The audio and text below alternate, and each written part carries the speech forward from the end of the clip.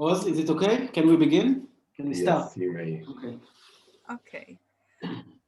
So hi, everybody. I'm very happy to see everyone that is here. I'm assuming that we'll have a few people joining us also as time progresses. A couple of words that I want to say before I introduce to you our speaker for today. And I will also say when I do introduce Mark that I'm very happy to see him here coming to us directly from Australia, and he didn't even have to take the plane. So very, very happy to have Mark Sherry with us. It's an opportunity to say a couple of words about our Center for Disability Studies. I see a lot of familiar faces here, but in case there are faces that I'm not familiar with, our center is a joint collaboration between the School of Social Work at the Hebrew University and JDC Joint Israel. And it's been up for about, I would say, 4 years, more or less. And we try to have ongoing activities, all of which are based in the critical social model of disabilities. So every couple of weeks, we do have a meeting, some of them having to do with research meetings, some of them in which we bring guests from across the world. And this is also a very good opportunity because given, well, we all know the downsides, of course, of the Zoom era, but the upside is that we're able to bring folks who talk about different issues from across different places of the world. So this is very, very important to us. Most of you that have been following our activities did see probably that we have different types of activities that we try to host every couple of weeks. And one of the issues that we have not particularly touched upon, but we do want to do more of, and this is part of this, is to try to take specific issues that are part of a public agenda professionally, part of the agenda in research. But some of these issues are less spoken about, especially when we look into Israel. There are issues that are less spoken about. An example of this we will see in a couple of weeks from now. We want to focus on consumerism among people with disabilities, and this is an issue that is less spoken about. And of course, one of these examples is what we're bringing to today, which is the issue of hate crime. So this meeting today will be part of this, or our attempt to touch upon issues that are less talked about in Israel. If you're familiar with literature from other parts of the world, this issue of hate crime towards people with disabilities is an issue that is spoken about a lot, or at least more than it used to be. One of the things that is important for me to say when I will be introducing Mark is that I got to know Mark when he wrote a chapter for a book that me and my colleague Katrina Siyar put out on intellectual disability stigma. So one of the chapters was about hate crimes in this book by Mark. But in Israel, this is an issue that is not spoken about.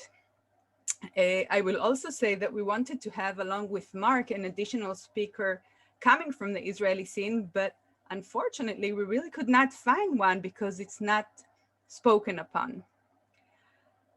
One more minute before I introduce Mark is just to talk about a couple of things on the technological side.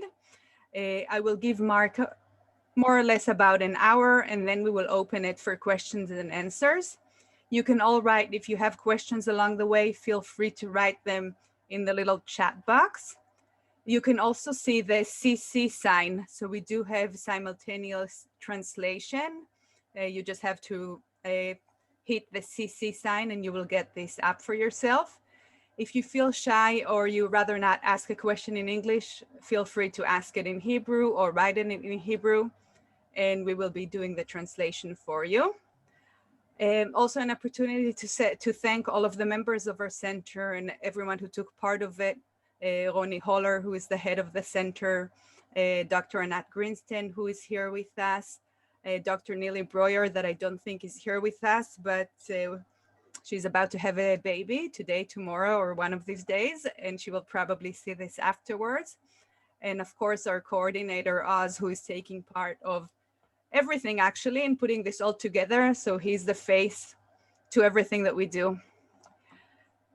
So without further ado, a couple of words about Mark. Mark Pshעי earned his PhD from the University of Queensland in Australia in 2002. He subsequently was awarded postdoctoral fellowship at Oregon Health Science University, University of California, Berkeley, and the University of Illinois, Chicago, before moving to the University of Toledo as the inaugural Disability Studies Chair. He rose to the position of full professor at Toledo. He's written 4 books, edited another, and has over 150 publications. He worked on the topic of disability hate crimes since the 1990s. He's been a keynote speaker at 18 conferences, giving talks in Australia, USA, the UK, Sweden, Denmark, Poland, New Zealand. I am only reading the countries so that you can feel as if we're flying around in this Zoom era. So you can imagine a few more countries. He's the founding editor of the Routledge Interdisciplinary Disability Studies Theories, which has published over 40 books in the last 5 years. Dr. Pshעי also served as a chair of the disability section of the American Sociological Association and retired from the University of Toledo on June 2020, returning to his homeland in Australia. So I give you the stage, Mark. Thank you very much. I'm going to try and share my screen. Okay, could you tell me if you can all see that? Yes? Yes, we see it. We will review. Okay, great. So I was asked to talk on this, hate crimes against people with disabilities. Is there such a thing? Well, the last 30 years of my life has pretty much been dedicated to saying yes. And the first 10 of those 30 years, almost everybody said no. And most of the time they just said, I really misunderstood. I really misunderstood what was going on, that there was abuse and people admit abuse, but not hate crime. And they would tell me, no one hates disabled people. They might say they might be vulnerable, they might be easy targets, but no one hates them. And I would say, no, that's not what I'm saying. And I wrote the first book on disability hate crimes. And when I published it, people were still doubting me. But in the subsequent years, it's really been recognised internationally, in some countries more than others. I'll talk about my fear. My fear is we can never predict the moment a hate crime is going to come. We know that groups that experience discrimination, stigma, social marginalisation, prejudice, stereotypes are more likely to experience victimisation, crime victimisation, and hate crime victimisation than other groups. I've read studies from your centre. I've read Jerusalem Times. I've read stories from Israel about what people have called abuse. I've read stories of what I would call crimes by caregivers that actually, in some jurisdictions that do include disabled hate crimes, they would already have been prosecuted as disability hate crimes. But worse than that, this is my nightmare. Japan didn't have hate crime laws until for disability until that person went into a nursing home and killed 30 disabled people, saying they were doing the world a favour. You don't want to be in that situation. People need protection before mass crimes are committed, not afterwards. The protections of hate crime laws aren't just reactive in response to murders, deaths, arson, vandalism, or whatever. There are proactive responses, responses that can help prevent crimes. That's where I hope Israel goes. I'm honored to speak to you today. I really am. Thank you. This has been hard work for me. It's really personal. It's unforgettable. It's painful. It's distressing to me. You may find it distressing too. But we talk about hate crimes because they're one of the most violent expressions of prejudice and bias today. You know that in Israel because you've included anti-Semitism in your hate crime laws, just that you haven't included disability in it. And that's unfortunate. What I've written on a lot is that there's a hierarchy where certain sorts of hate crimes are recognized, and then as you go down and as you go down and as you go down and as you go down and as you go down, disability is almost at the bottom. And that actually rubs salt into the wound. A second thank you I want to give is this. On December 6th last year, 2019, I had a stroke. And this is my first talk since then. And I'm really honored to be given the chance to stretch myself. It's a scary thing, and if it goes really badly, I won't do it again. But hopefully it goes so well that it gives me a bit more confidence. Thank you. So what am I going to do? I want to describe disability hate crimes and disability hate speech. Giving examples. I want to identify some of the barriers which prevent disability hate crimes from being recognised and reported. I want to discuss some cases in Israel which would have at least been investigated for being disability hate crimes in other jurisdictions. I want to do that after we finish, because you will be more experts on this than me. So I'd like that to be a little bit more interactive. I'm going to describe strategies which could overcome these barriers. Again, I give you the fair warning. This content is disturbing. These crimes are very graphic. Okay, so about disability hate crimes. They're often connected to broader disability prejudice and eugenics. So the Nazi ideology that some genes are better than others. They have profound physical and psychological effects. So studies of hate crimes in general show that they have a much greater long-term effect than other types of criminal victimization because they attack so much of what is the core of you. My work on hate crimes for disability shows that more than many other crimes, they involve repeat victimization.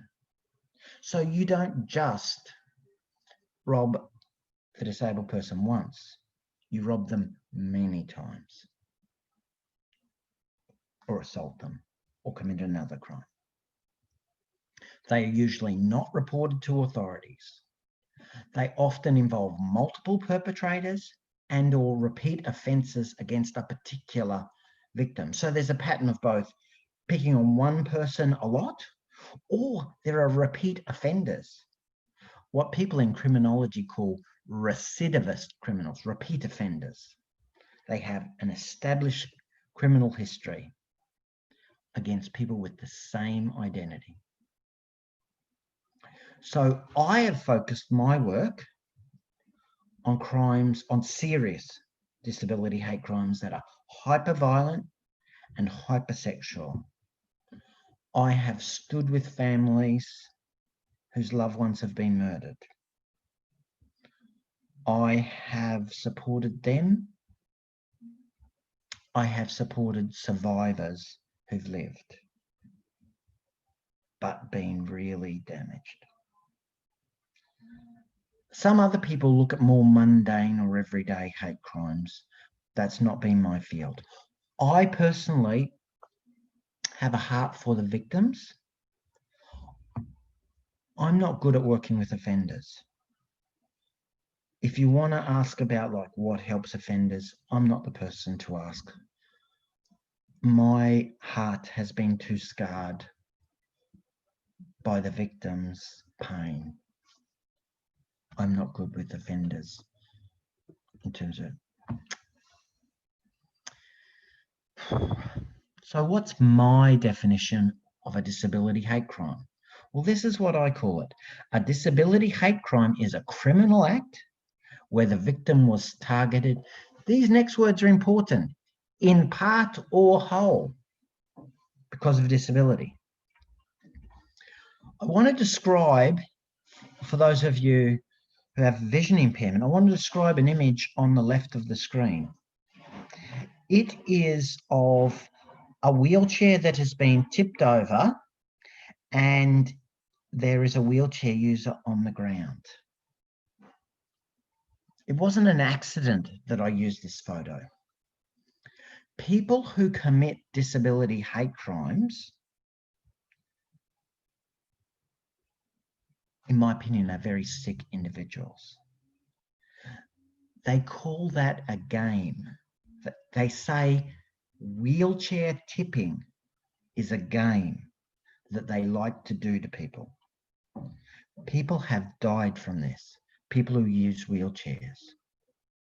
I have known people who've been tipped, wheelchair tipping.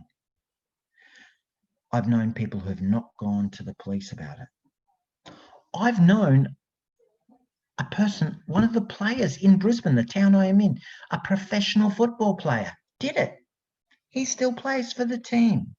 People don't take disability hate crimes seriously. Wow, now we're talking about words, terminology. Some people say disability hate crime. Others say disability bias crime. Some people say disablest hate crime. I don't care. Basically, for me, as long as you recognise it, when so many people don't, I'm on your side. But regardless, what is it? Well, there's two parts to this crime. The first is it's got to be a criminal act. We're not talking about nastiness. Like people have come to me and complained about things like somebody yelling at them in America over their disabled parking space. America's free speech. That's not a crime to yell at someone. So in your jurisdiction, it must be a criminal act. I'll give you some examples. Theft, murder, arson, vandalism, assault, robbery, intimidation. The reason why I mention those ones is because I've worked on crimes with all of those. Okay, the second part of it, so it's got to be crime, but it's also got to be motivated, these key words, in part or whole, by the disability identity. The next thing I want to say is, do we use the word hate crime or bias crime? Some people say you can have bias without hate. In other words, when they deliberately say the disabled person's a vulnerable victim, when they say the disabled person's an easy target, then they say, because I suspect, because I think, assume that disabled people are easy targets, they're the ones I'm going to do criminal acts against. That's not a random crime. They have crime victims in mind. They are targeting them. That would fit under the definition of a bias crime. Under some laws, that would fit under disability hate crime, because some people are looking for enmity, that disgust, loathing, revulsion feeling to be shown. But some hate crime laws just say, well, what we're talking about is bias. Is the selection of this victim random, or were they targeted in part or whole because of their disability identity. But having said that, so one argument is to say, just use bias crimes. It will help people understand it's just targeted motivation.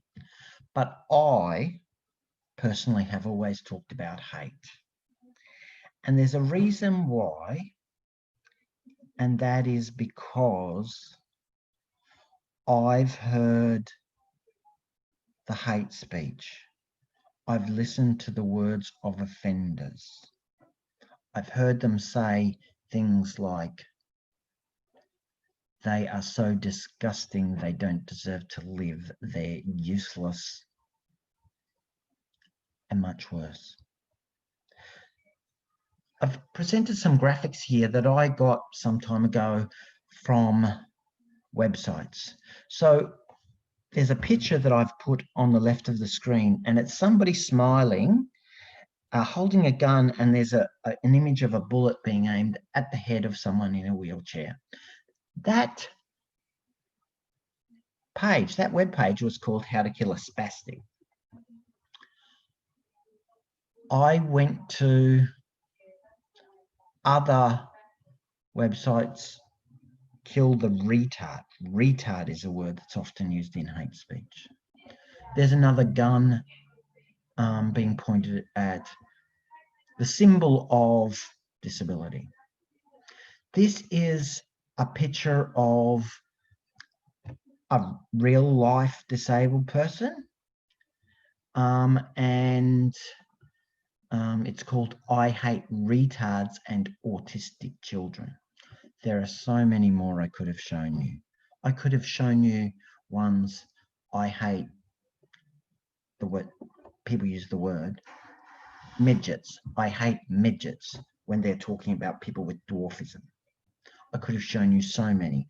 Basically, pick a disability, name it. I could show you a hate site, or I could show you a number of hate crimes on it. So hate crime, why do you want it to be recognized as a hate crime? Why don't you just say a crime's a crime? And it doesn't matter why they did it, just penalize the crime. It's because there's two crimes. First is the initial crime, we talked about, like theft. But the second is what we call the parallel bias crime. So the theft attacks one victim. The parallel crime attacks everybody with that identity. I have deliberately put a photo at the bottom of this screen of somebody with a cochlear implant. This woman takes her cochlear implant out at night. 3 times that same woman has had it stolen. That is repeat offences against one individual with the symbol of their disability identity. That, to me, is a disability hate crime. But let me tell you, when she talks to her friends, when she talks to her deaf friends, it's basically, this is not a safe area. So what the parallel crime is, it threatens everybody in that area. It says this area is unsafe if you have that identity. So because there's two crimes, the initial act and the parallel crime, what hate crime advocates argue for is sentence enhancements. So that can be things like time and a half in jail. That's what I advocate for. And part of the reason why I advocate for it was because I worked on a succession of 6 disability hate crimes that involved the death of the disabled victim, and the average sentence over 6 cases was less than 3 years. But think about crime. When you think about crime, you have to prove motivation. So you need evidence. Where do you get evidence of disability hate crimes? Confessions of perpetrators. They'll say things like, pardon me for using hate speech, I fucking hate you cripples. And then they'll hit them with a bat. I fucking hate retards. Then they'll punch them or stab them. Hateful comments made about the identity during the commission of the crime. So, like there was an English case where somebody, they basically decided to kill this disabled man because if he lived, he might be able to identify them. And the guy said, I'm not going down for a Muppet. So the Muppet is the disability slur, and going down, I'm not going to jail because of a disabled person. So they killed him. Words or symbols associated with hate. I know you have laws against people spray painting Nazi symbols, but you would be surprised maybe at the large number of disabled people who get that kind of Nazi symbol in the mail, drawn on their house, etc., etc. I've worked with 100 cases of that. Destruction of symbols associated with disability. So I've seen, like, there are often that universal symbol of disability, that wheelchair. I've seen parking signs like that shot. I've seen far too many of them spray painted, awful words on, so on. Unprovoked crimes by strangers. If you get into an assault situation, if there's an assault committed, usually there's been some interaction with the people. In some of the hate crime cases I have covered, the perpetrators drove 90 minutes away from their hometown so that no locals could identify them, committed the crime against a complete stranger, and then drove back home, hoping that anonymity would protect them from prosecution. A history of crimes against a group. There are repeat offenders who target certain groups. There are repeat offenders who target disabled people. The presence of hate group literature. Sometimes this is done by organised hate groups. I told you about perpetrators not living in the area. Shows motivation. The last point on this slide is destruction rather than theft of property. Because they want to just harm the person, it's not that they have a motive of enriching their lives or like stealing jewelry or something. If they see something valuable, they will destroy it. Disability hatred is widespread. You can find it everywhere on the internet as well as in real life. So social Darwinism, Nazism, eugenics. So this picture here says, I'm a fucking abomination, kill me. I've seen that kind of thing so often. I've recently co-edited a book on disability hate speech. Now, some of you might think, well, hate speech, is that a crime? It is in some jurisdictions. It's not a crime in others. But there are overlaps, such as when somebody uses hate speech in the hate crime, like in a theft, there's evidence. But when someone sprays graffiti as a speech act that uses hate speech, there's a connection. The crimes I usually work on are hyper-violent ones. I don't just call them violent, but I call them hyper-violent. Usually in an assault, someone might be punched. Let's say they were punched 5 times. In a disability hate crime, they're often punched 20 times. I showed a photo of a woman that the beating stopped because somebody said, I think she's dead. They're violent crimes, often with weapons.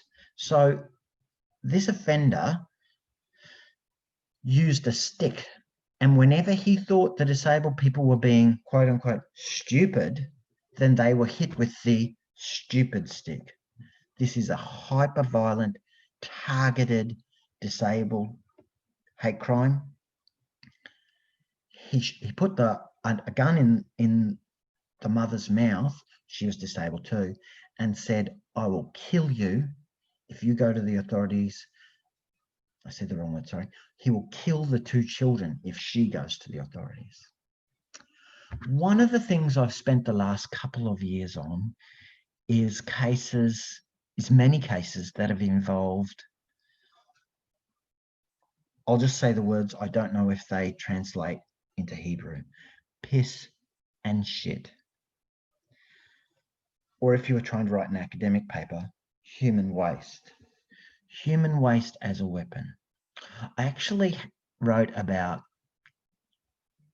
I don't know, 10 cases, about 10 of the cases I've worked on in this. And then I thought, no, look, I'll cut it back. You don't need to hear all of that. So I've just gone for 2 well-known crimes here. This is, the first one is R versus Thompson, a case from Canada in 2013. It tells you a lot about disability hate crimes. The disabled man is kept captive and tortured for 17 consecutive days. Remember how I said usually if it's a crime victim, if it's a crime, it happens on one day. It doesn't just keep on happening over and over and over again. This is 17 days and it's by multiple, 4 perpetrators. So what did they do? They forced him to eat their shit and drink their piss. He was threatened, he was punched, he was hit over the head with a pole. They burned parts of his body, including his penis and his buttocks. When he tried to clean some of his wounds, they poured cayenne pepper they poured pepper to make it hurt more. Total dehumanization.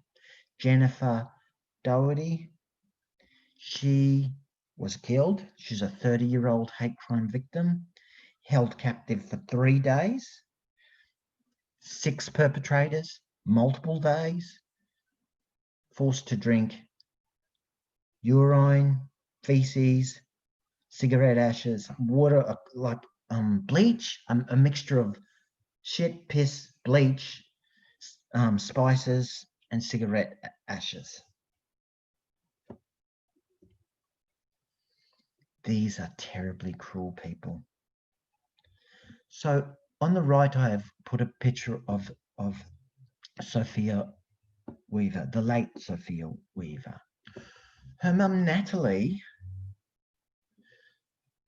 who loved this beautiful girl so much, had a website, a Twitter site where she talked about sweet Sophia.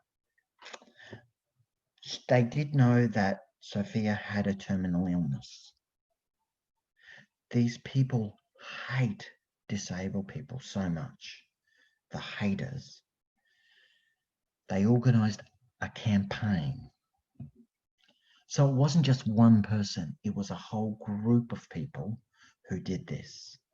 So one person set up a fake profile on Twitter claiming to be Sophia, saying, "Kill me." The mother was sent, and these are actual quotes from the messages she was sent. "Your daughter is a nasty ass piece of shit monster. She needs to be removed from this planet. Your child is hideous monster," with a picture of her with pig features, photoshopped. "You should have ended the pregnancy for sure. You just want attention." This is to the mother. "This kid is creepy AF. AF means as fuck. No one wants to see that in public." So the word "that" is dehumanizing. That thing, again, dehumanizing, is fucking terrifying. Put it out of its misery. This is vicious. That's what I want you to know. This is hate. disability hatred is widespread. It needs to be punished more. It needs to be recognized. It deserves much more attention. It deserves much more attention. The victims deserve better. After I was run over in 1992, I received a brain injury. One of the things I got was seizures from that. So this next form of hate touches me. There are some people who hate disabled people who deliberately go onto epilepsy websites. Because when you've got seizures, you're always looking for information. How can you manage it better? What they do is they put animations, flashing images, because flashing images can cause seizures for people with who have a form of seizures called photosensitive epilepsy. I have read about crime victims in Israel who were disabled. I know there are disability hate crime victims there that haven't been recognised. Let me give you an example of a hate crime that I wanted to be prosecuted as a disability hate crime, and it wasn't. On the bottom left of this screen, there is a picture of someone with a prosthetic leg. And it has drawings all over it. That's actually a crime victim's leg. I know this girl. At 16 years of age, these people have stolen her leg 3 times. It's personalised. Prosthetic legs fit you and you only. They're for your weight. They're for your balance. They're for your height. It's not worth anything to somebody else. Remember, hate. A sign of hate is you destroy something. Rather, if it's of value, and it was of value to her, you don't steal it. So they returned the prosthetic legs broken twice. The 3rd time, they returned it with graffiti on after 2 months. She said to me, the police had told her this was just bullying. No one was prosecuted. That it was misjudged through the failure to recognise disability hatred. Multiple victimisation. The symbol of the person's disability identity was attacked. But I know your work. I've read your work from your centre. You talk about the discrimination that disabled people, or I think you use the language people with disabilities, in Israel experience.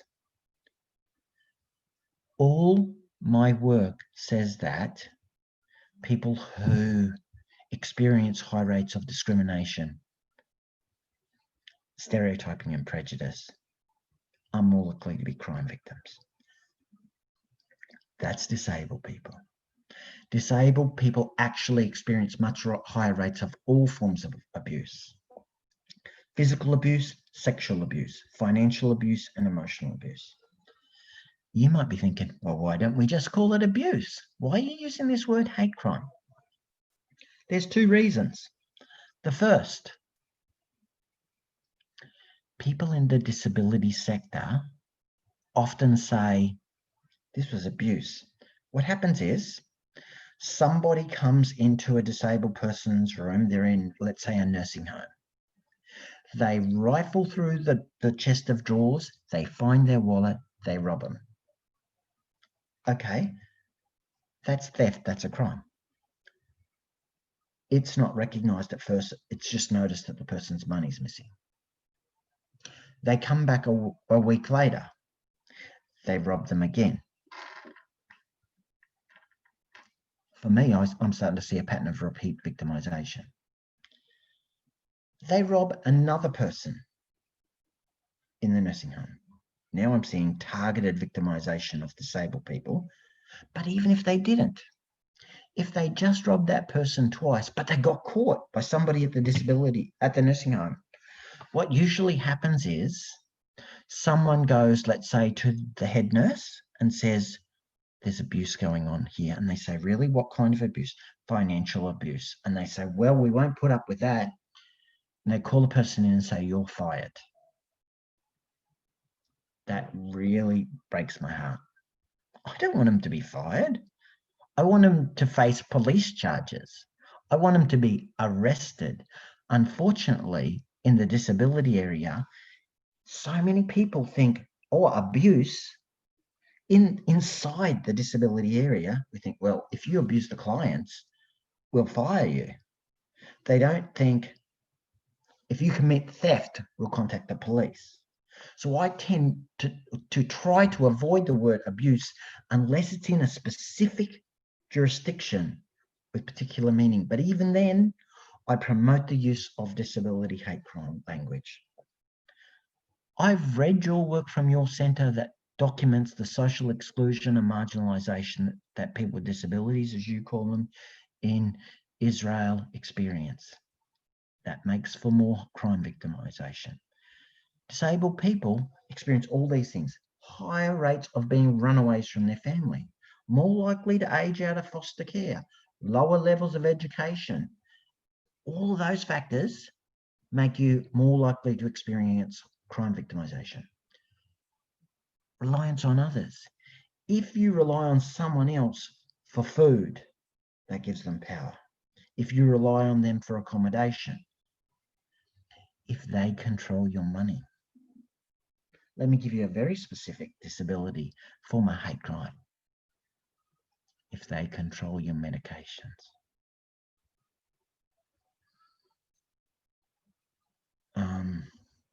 They can under-medicate you. They can over-medicate you. They can under-medicate you. Let's say you have a seizure disorder. They can not give you your seizure medications while you're having a series of seizures, and you can die from it. In my opinion, deliberately doing that, deliberately not giving someone their medications, maybe you've got an inheritance coming if they die, and people will just say, well, we knew they had seizures. For me, that's definitely a disability hate crime. Specific groups of disabled people, like people who have mental illness and who are drug addicts, are more likely to be homeless. There was a Nazi group in Israel about 10 years ago, and they committed crimes against a range of people.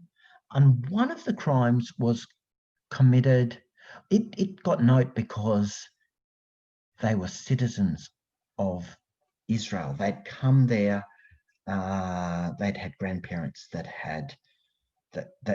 were Jewish, and they'd come there with the intent of committing crimes, and it seemed to me, and they committed a series of crimes. They picked a drug user. Well, they looked for someone who was like on the street and a drug user. When I read about that, I thought, oh, I wish I knew exactly what they said. Did they say slurs about mental illness? Did they say slurs about homeless people that blend into slurs about mentally ill, disabled people being? I wanted to see. I'm not saying they did, but my first thought was, I wonder if they did. I would love to see that kind of evidence become public. The stories I read in the Israeli papers just said they committed a crime against a drug user and didn't say anything more. I fear the language of abuse, but because they can decriminalize it. But if you're going to use it, I urge you to say that there should be a biased crime enhancement for it. When the selection deliberately targets an identity, like disability, I urge you to say to lawmakers, to say to policymakers, we need bias crime enhancements. If they don't want to use the word hate crime, then we need a bias crime enhancement because so many disabled people are being targeted. Disabled women are being targeted for rape.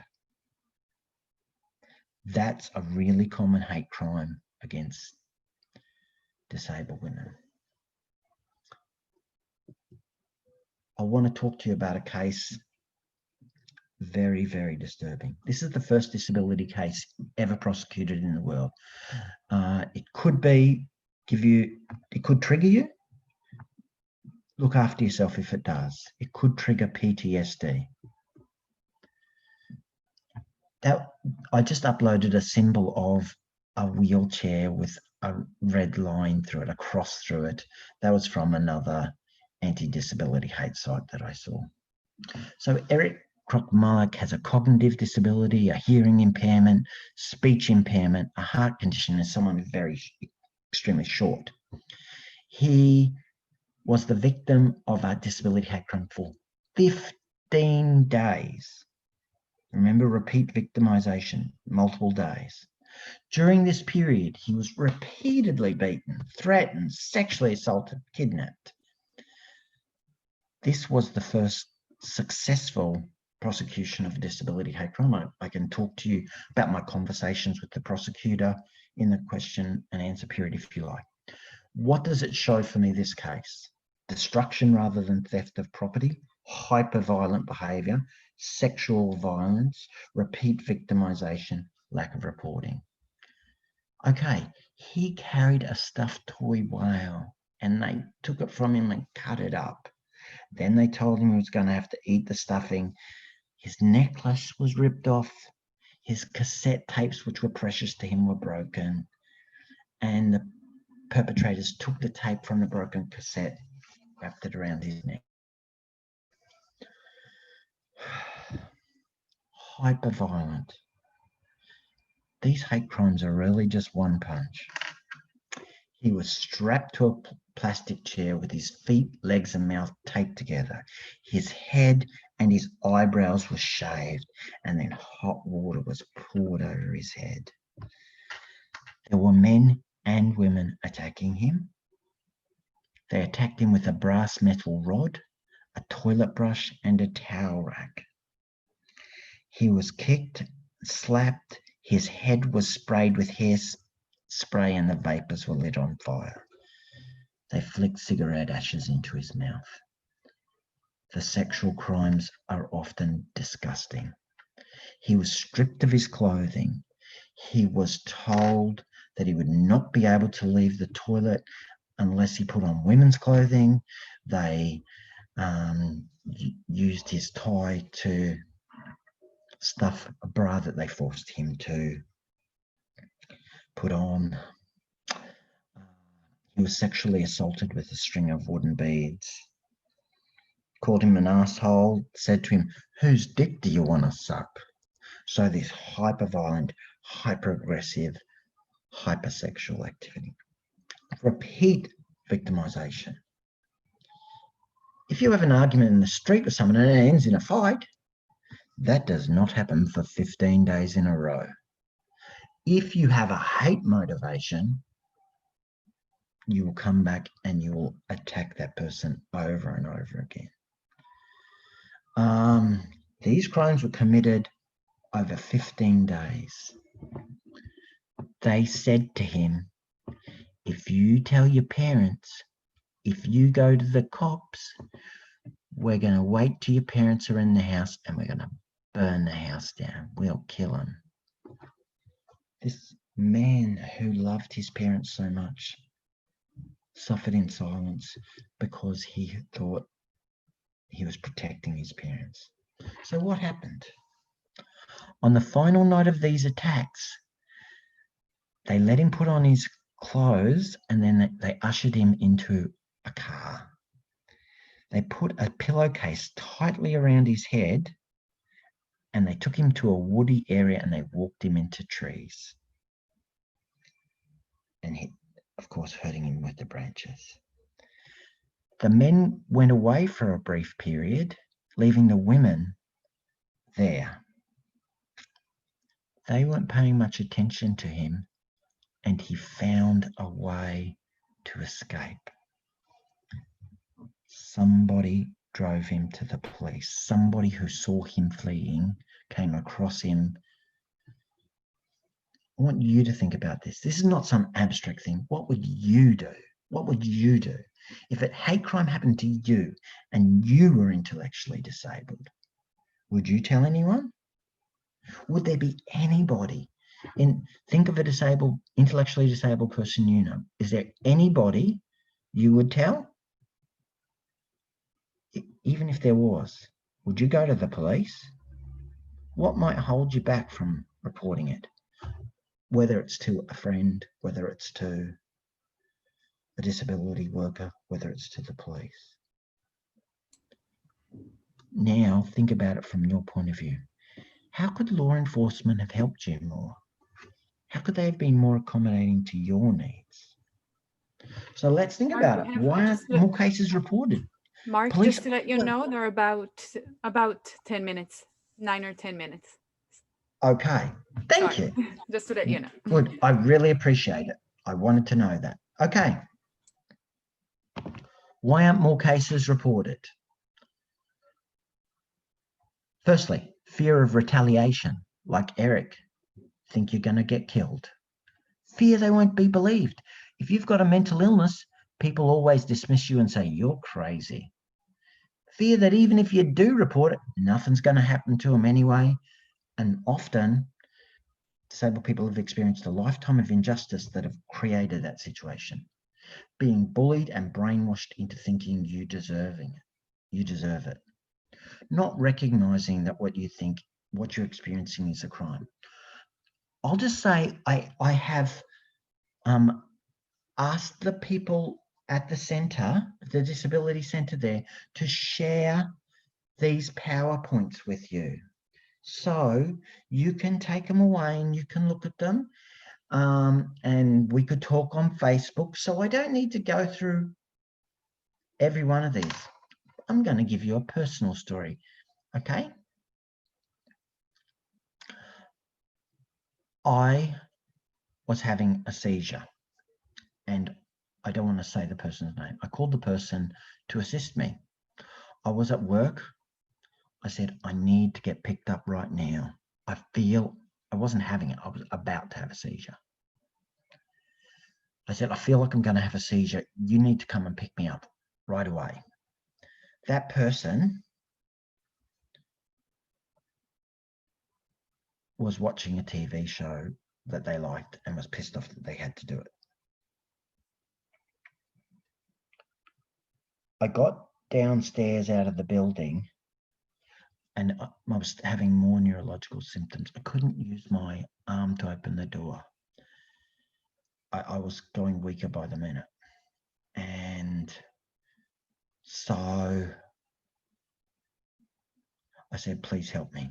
So they pushed me because they were angry. They pushed me across the car door and then they slammed the door in. Got home, got to my house. I couldn't open the door. So I said, can you open the car door? I can't open the door. And so they walked me into my room, which was maybe 15 feet from the car park.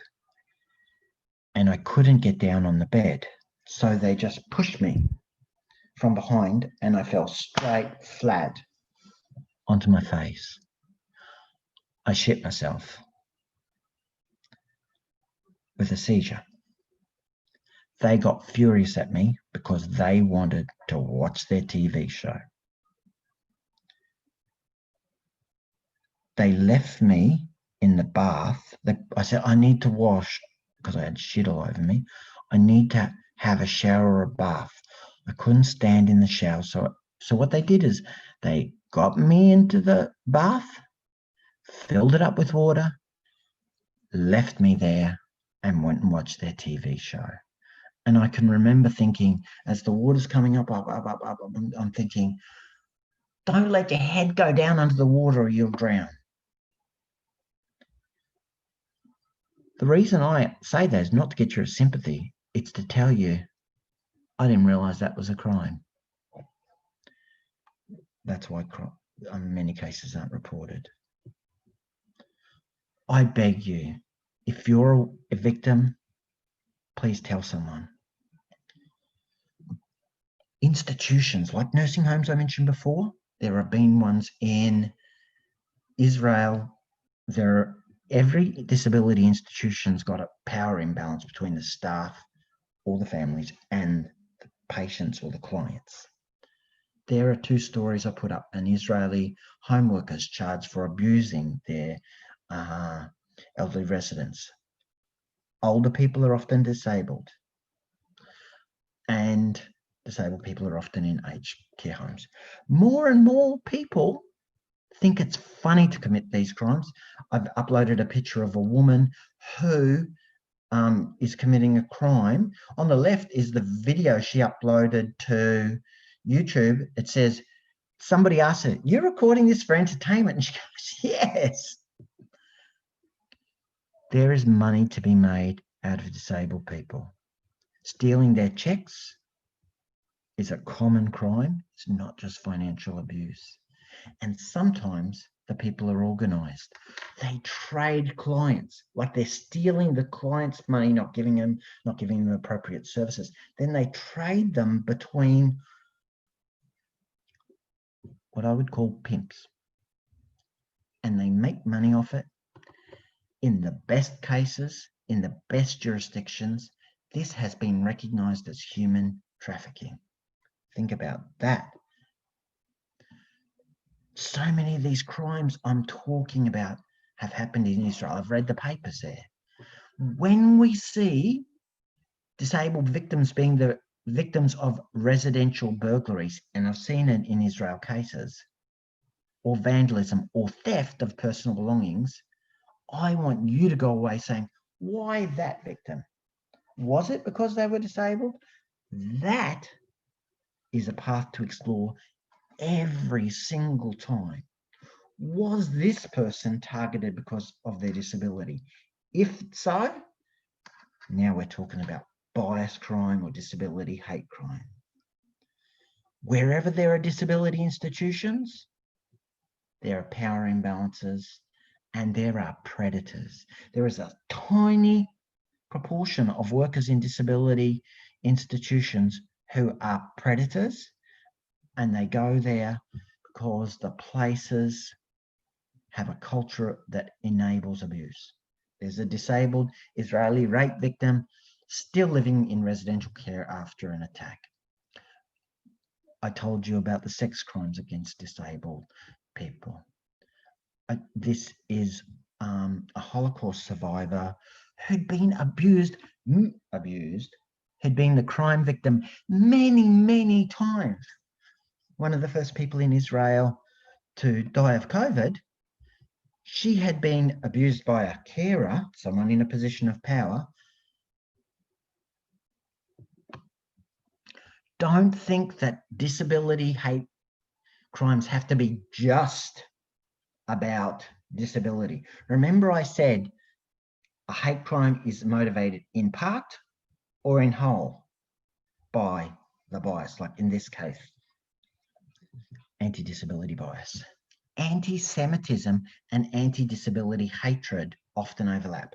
So the word Jew-tard, it's one word, Jew-tard, that's a combination of Jew and retard, is used as a slur in disability hate speech. It's interesting to me that they don't use another word, a synonym for Jew, to use a slur, but they use a synonym for disability to create a hate word. Eugenics, Nazism, anti-Semitism, anti-disability hate. I really want you to see connections. Look for those connections. We need to involve disabled people as victims, like if they've, I use victim survivors because some of the people whose cases I've worked on have been murdered, but as survivors as well. Involve them thoroughly in all stages of responses. If you're a crime victim, you need help from somebody like you, somebody who gets what it means to have somebody viciously break your communication device. Victim support's got to be better. Address those kinds of social discrimination, prejudice that your centre has already identified. More disability supports. If you've got no one in your life you can turn to because the disability system's poor, how are you going to turn to report a crime? Improve the disability system. Give more funding to the disability system. Make the disability system better. Respond right across the whole community when hate crime occurs. Give hate crime awareness training to law enforcement, but also to disability agencies. Change attitudes to disability. Have better background checks for carers. There are so many carers who are convicted criminals. Change the reporting procedures. Make sure that if it ever happens in an institution or around professionals, they have a professional responsibility to report it to police, not just to the agency, or they lose their license. Include disability hate in hate crime legislation. I believe that these criminals deserve to be punished better. I've worked with too many murder cases that people have got off so very lightly. I told you, 6 cases in a row where they average less than 3 years. It's pathetic. There's a line in the movie, The Bodyguard, where Kevin Costner is asked, who did you look after? And he goes, Reagan. And someone goes, Reagan was shot. And he said, not on my shift. I beg of you, this is what I'm asking you, please. Be the one who says, not on my shift. So many people are silent. So many people don't recognize the crimes. Don't say, I'm going to blow the whistle on this. Be the one. Make a difference in somebody's life by saying, no, that's not okay. That's not acceptable. That is hate. This is a crime. Oh, sorry, I pressed the wrong button.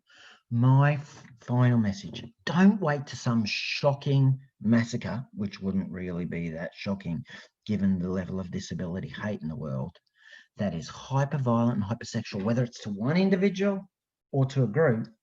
Don't wait till a terrible crime like that happens before you include disabled people. Last 2 words, act now. That's it. Thank you so much, Mark. Oh, great. I was just about to ask you guys to take down this share. I feel in a tough place to be after your words. It's a very difficult message, I think, to take down. And it's really too bad that I'm in the spot that I need to do this. But thank you, Mark, for a really wonderful talk. And I already see that we do have some questions that have been asked. One of the first questions that we have coming from Shmuel. Shmuel, do you want to ask your question? I see Shmuel is here. Yeah, I hear. Okay, hi Shmuel. I was in other site. Okay, I want to ask you a question. What, according to your opinion, we can or must to do for to increase struggle against all those cases of hatred, discrimination, and xenophobia in relation to disabled people, because I personally too received very, very lot bad relation from different people because my psychiatric and orthopedic and other health disabled. This is my question. I am really sorry that you have experienced that. My heart goes out to you. I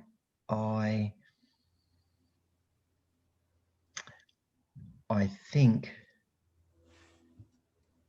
this is a personal issue. It's the personal pain that has driven me to do this work. And my heart goes out to you, and I'm sorry that you have experienced this. It's a personal issue, and we have to support each other. But the personal is political. There are policy issues here. There are legal issues here. We need better protections in law. We need better remedies. We need disability included in hate crime laws. We need to have comprehensive policies to address this at the individual level, at the institutional level, at the police level, at the judicial and prosecution level, at the community level. We need additional funding for disability supports. We need disability awareness training for the to make people more aware of this. We need more funding for accessibility and services so people can actually report the crimes. This is a big struggle. It reflects much wider power dynamics that occur in society, even though it is often targeted at us as individuals, and we feel such pain. And again, I am sorry that you've experienced that. Thank you, Mark. Anat Greenston, I think, also had a question. You're on mute, Anat. Yeah. Yeah, I'm wondering about, so if I got you right, you're advocating that actions that are already considered, we should advocate for actions that are already considered to be criminal when perpetrated against disabled people should be seen as hate crime and punished more severely. No, that wasn't exactly what I was saying. What I was saying was, some of these things aren't seen as crimes, right? And I want them to be seen as crimes. B, sometimes if there is evidence, remember I said the first thing is evidence matters. If there is evidence that there is a biased crime motivation, then there's evidence of two crimes in one act. The first crime and the parallel crime to that community. Because there's a parallel crime to that community, I gave the example of the woman with the cochlear implant, because there's that secondary crime that affects a whole group of people, not just an individual. If there is evidence to show that this is a hate crime, and not every crime against a disabled person is a hate crime, but if there is evidence to show, like the ones that target their disability, like I could have picked anything. I could have picked crimes against people with canes, blind people who use canes. I could have given a whole lecture just on crime cases that I've worked where the cane has been targeted, broken, used against them as a weapon, blah, blah, blah. If there's evidence that disability, anti-disability bias played a significant part, motivated the crime, and so there's a parallel crime, there's not just one thing like an assault, but a parallel hate crime against that community, only in those circumstances am I saying that in that circumstance, if there is a parallel bias crime, there should be sentence enhancement for the parallel bias crime. I was wondering about sort of the other side of it, of things that are not considered crimes when perpetrated against disabled people. For example, locking people in institutions, for example, assisted suicides, which in Israel are considered a crime, but there are places where they aren't. And I think in many ways, these are both more prevalent, and also in the sense of maintaining the power imbalances and even enhancing them. And I think a lot of advocacy should go into seeing these things as crime rather than. So do you remember when I said I have worked on violent and hyper-violent and hypersexual crimes? That's been the victims who I've helped. There are many more people who work on what they call more mundane, everyday hate. And they are the ones who tend to call it disablist hate crimes, because they want to just say disableism exists, that is institutionalized prejudice and power imbalances and discrimination against disabled people, and that disableism affects all our lives, and disablist hate crime is one part of that broader power dynamic of disableism.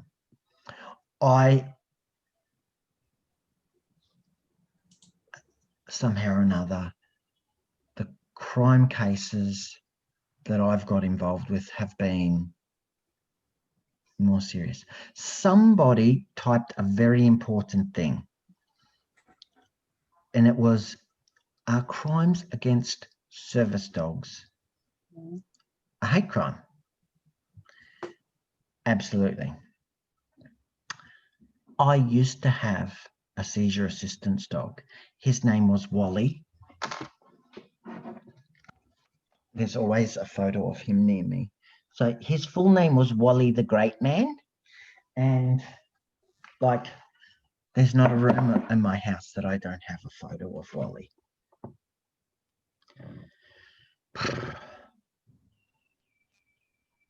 People committed a crime against Wally and me. I was aware that that was a hate crime. Or somebody's saying, if you unmute me, I can elaborate. I can't read their name, but it says to everyone. Lilach.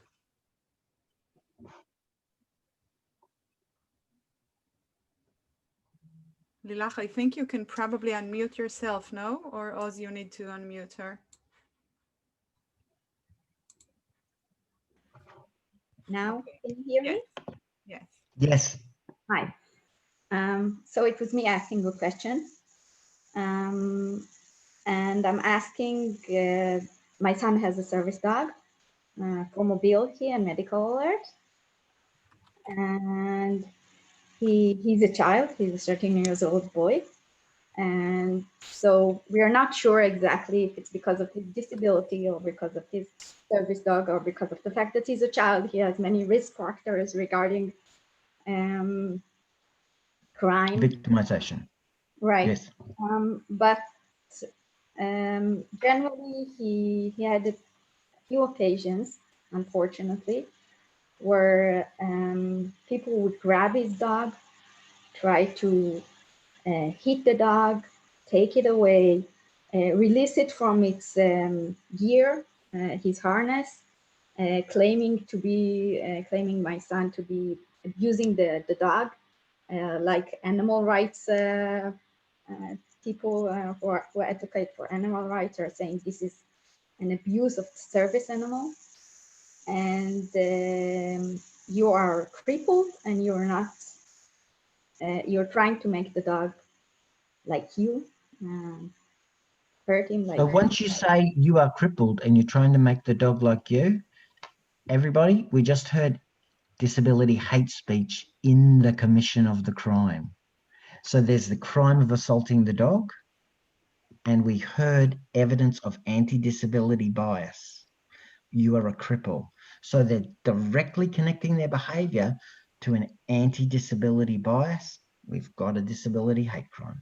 In fact, I don't know if this is something you want to explore or not, but there are some jurisdictions that have specific laws about crimes against service dogs because they're so common. Like, you know how, like I've said a couple of times, well, I could have picked this topic to talk about.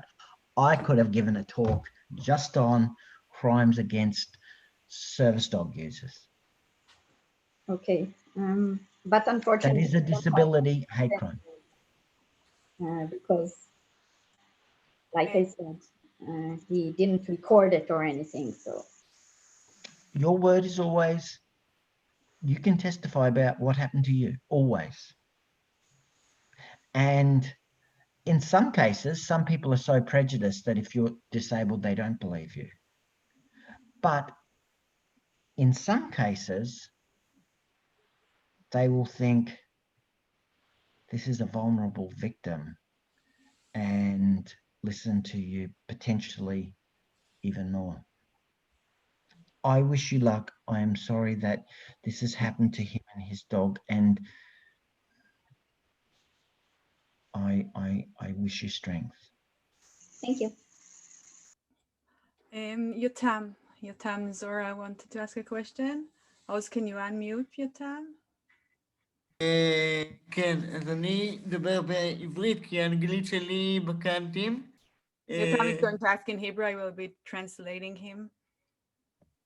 אז אני הייתי גם עכשיו אני גר במין מערך דיור של אנשים עם מוגבלות פיזית, ואני גם ביסקסואל בנוסף לכל, ואחד המטפלים הוא ממש הומופוב וביופוב ושונא את הקהילה. אז אני כמה שלא בי, אני צריך סיוע במקלחת וכאלה, בגלל שהוא שונא את הקהילה, והוא אמר לי את זה, הוא היה משאיר אותי ערום במקלחת ולא בא לעזור לי להתלבש, והוא אף כבר כי התלוננתי עליו, אבל האם זה יכול להיות מוגדר כפשע שנאה, שבן אדם בגלל הזהות המינית שלך ובגלל, לא יודע אם זה בגלל המוגבלות, זה בעיקר בגלל הזהות המינית, אבל הוא ניצל את זה שלא יכולתי להתקלח לבד בשביל להתעלל בי. זהו. Okay, there's a couple of things there. So, I am not an expert on... Okay. Okay, that's it. If okay. What I see you said is that it was based on your bisexuality, not the disability. But I actually want to challenge that for a second. Do you remember how I said in part or in whole? This person was in a disability-specific residential institution. They were getting disability-specific assistance. So they were getting disability assistance bathing. So I don't know under Israeli law, is leaving someone, a disabled person, in the bath a criminal act there? Potentially it would be in some jurisdictions because you're placing them at imminent risk. Is it a crime there? I don't know. Okay. But there are two things I wanted to say. One is that broader context of disablism we talked about before. Disablism is what's behind the residential segregation of disabled people in institutions rather than the community. If we had a pattern of inclusion where we thought everybody belongs, with whatever support they get, with whatever support they need, then we'd have a very different society. But if someone is using homophobic hate as a justification to do disability abuse, there'd be a case to argue that it's the combination of disability and homophobia that is motivating it. But in every case, it all depends on evidence. You need evidence of exactly what was said, what was done exactly. Yeah, I don't, and I'm not an expert on Israeli law. Thank you, Mark. We take one last question from Ronnie, and he will ask the last question, I think, and we'll also be able to wrap it up afterwards, Ronnie. Thank you, Shelley. Thank you, Mark. Really disturbing, but really interesting, and like really, I'm not sure if this is the right word, but open-minded talk. So thank you very much. Thank you. I want to draw on Shmuel's, and not just Shmuel's question, and to ask you about the political process behind the legal recognition of disability hate crimes, for example, in the UK. Because you also said at the beginning of your talk that it took a decade until people believed you that hate crimes do exist. And I want to ask, what drove the change? What do you think? And I ask this question because I want to take it and learn from it, take it to the Israeli case to understand what needs to be changed in order for policymakers, and not just policymakers, to recognize disability hate crimes. I'm so glad you asked that. This is a very good question. The first time I talked in the UK, the audience wasn't particularly receptive to the concept of disability hate crimes. It didn't resonate. They didn't think it was right. Then there were some terrible disability murders. And those terrible disability murders and the reporting on them raised community and political awareness and became the focus of the campaigns by disability advocacy organisations. What I said to you is, at the end, don't wait. If you wait long enough, it'll happen. There'll be some gruesome murders, or even one gruesome disability hate crime murder in your community that shocks people, and then they say, well, in future, we need to protect from this. It's happened in so many countries. We live in a globalized world. It's happening everywhere. Time to act is not after a gruesome crime occurs. A related question, do you think that's talking about the hyper-violent cases, the extreme cases, this is the most effective way to make a change? Or maybe, and I take another direction to talk about the more trivial, even routine cases that we can find on a daily basis. And some of the people here also talked about them.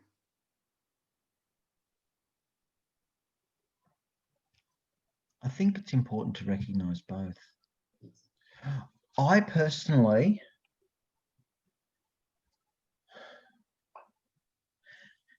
just hear of some really terrible cases. People contact me.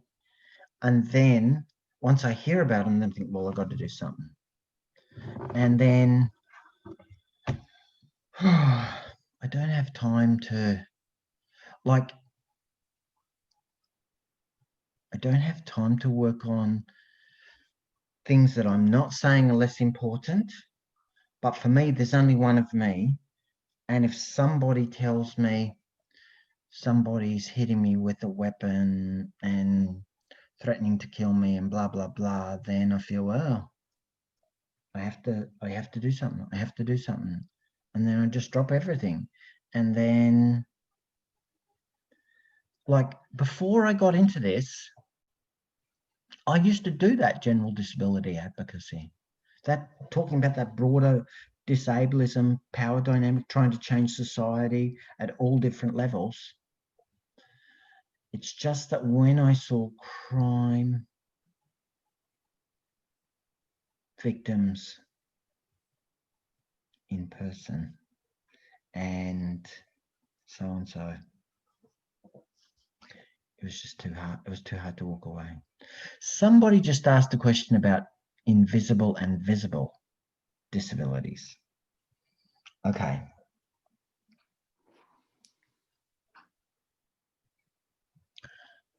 I think differences in impairments are important. Different impairments have different physical, psychological, and social experiences. That doesn't mean one has it better than another. You can't say, oh, because this person's blind, that means they have a better life than this person who has an intellectual disability or this person who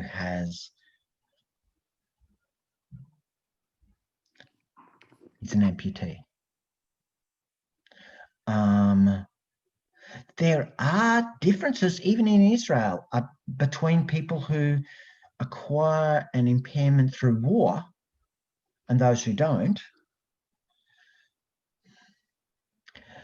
My work has shown there are different types of crimes against people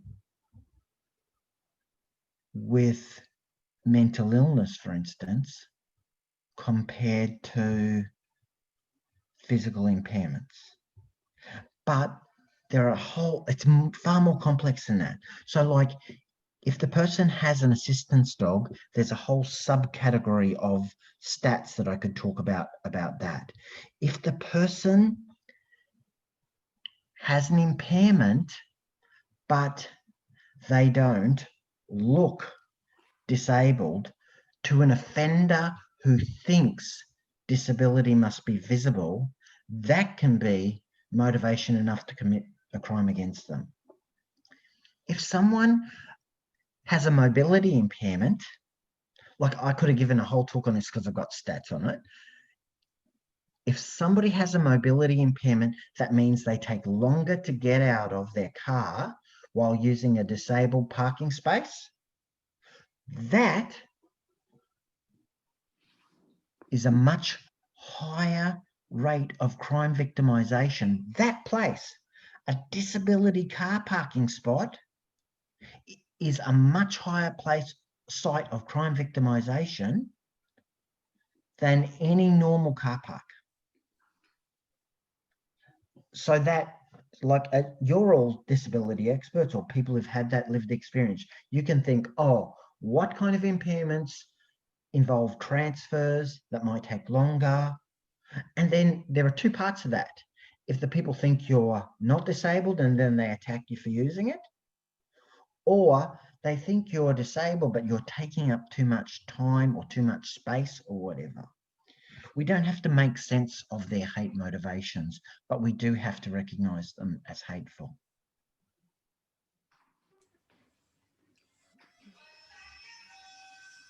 I'm debating if Ronnie wants to say the last few words or myself. I will give you the zehut. Okay, so just to say thank you, of course, for everyone that has joined us. And thank you. Yes, I really appreciate you all being here myself. Thank you. If I wrap back to the first few sentences, I think, at least from the side of the audience, this was a complete success. So we are hoping to hear you again. It was wonderful. Thank you. Anytime you like. I think it really opened our mind, I can say on my side, because as we said, this is a very much underspoken issue in Israel.